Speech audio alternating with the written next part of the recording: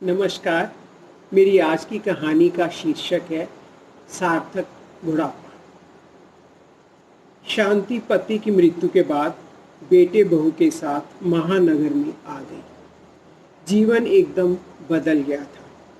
पति का साथ छूटा, साथ ही 40 साल की जमी जमाई गृहस्थी और घर भी छूट गया।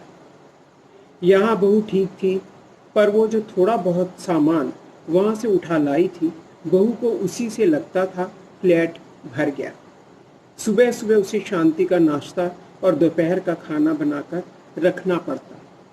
2 रोटी तो शांति अपने लिए बना सकती थी, पर बहू रेनू को उसकी किचन में घुसना ज़्यादा पसंद नहीं था। 1-2 बार शाम को उसने कहा, मैं पराठे बना देती हूँ। यह हलवा जो नरेन शांति के बेटे को बहुत पसंद था, तो रेनू भी और नरेन भी कहने लगी, रहने दो माँ, बन जाएगा, आप बैठो। अपनी तरफ से तो वो शायद शांति को आराम देना चाहती थी, पर वो शांति जो वहाँ अपनी सारी गृहस्थी का काम संभालती थी, अब खाली क्या करे। दोनों पोते पोती बच्चे अच्छे बड़े थे, स्कूल से आकर अपने कमरे में ही मस्त रहते थे। सारा दिन तीसरी मंजिल से बालकनी से झांक झांक कर थक जाती थी। लगने लगा था जैसे जीवन सिर्फ खाने और सोने के लिए है, कोई बात करने वाला नहीं। नरेन और रेनू 6 बजे शाम को आते, फिर वही काम में लग जाते। बालकनी से सामने पार्क दिखता था। नरेन और बहू को पूछकर शाम को वहाँ जाना शुरू कर दिया। रात को 8 साढ़े 8 बजे आती, खाना खाती और जल्दी नींद आ जाती, क्योंकि अब पार्क में घूमने से वो थोड़ा थकने लगी थी। पार्क में काफ़ी लोगों से जान पहचान भी कर ली थी। एक दिन पार्क में ही अन्नू मिली। बातों बातों में पता चला कि उसकी सास की डेथ 1 महीना पहले ही हुई है। बच्चे बहुत छोटे हैं, अभी कहीं छोड़ने का हिसाब नहीं बना, इसलिए 1 महीने से छुट्टी पर चल रही है। वो काफ़ी परेशान थी इस सब के कारण। शांति ने कहा, बेटा अगर एतराज़ ना हो तो मैं रख लिया करूँगी। अन्नू ने पूछा, आप कहाँ रहती हैं? आप कौन हैं?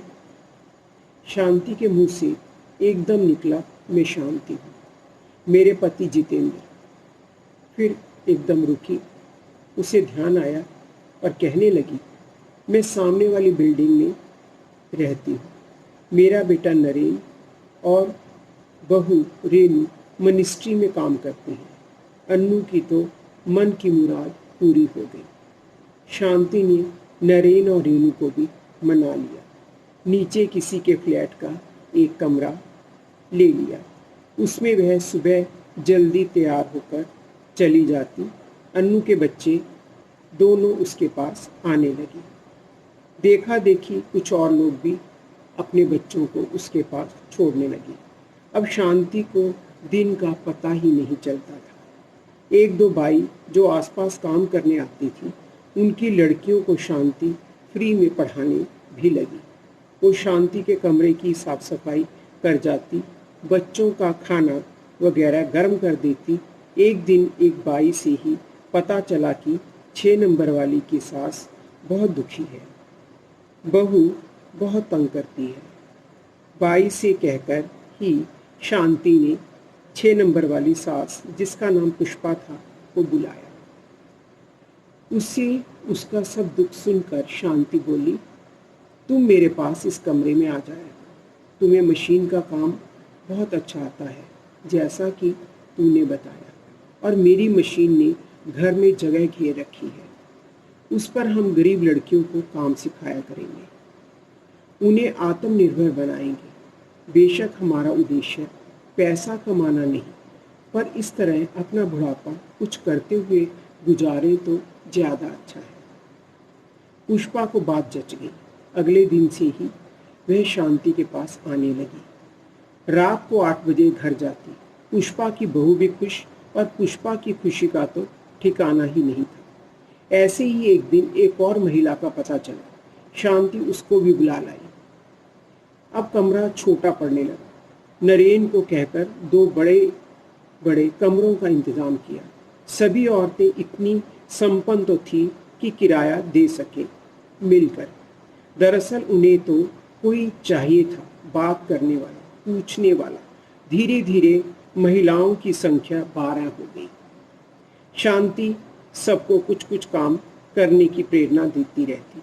कोई पार्क में और सड़क किनारे पेड़ लगवा रही है, कोई अचार मुरब्बे सिखा रही है, तो कोई कढ़ाई करना और कोई पेंटिंग करना सिखा रही है। पूरा वातावरण एक उत्सव सा बना रहता। सब महिलाएं खूब हंसती। किसी की जरा सी तबीयत खराब होती तो दूसरी झट से डॉक्टर के पास ले जाती। आसपास की बाइयां भी हमेशा उनके काम करने को तैयार रहती, क्योंकि वह सोचती थी कि उन्हें और उनके बच्चों को वो सब ये लोग दे रही है जो वो 7 जन्म तक भी भूल नहीं सकती।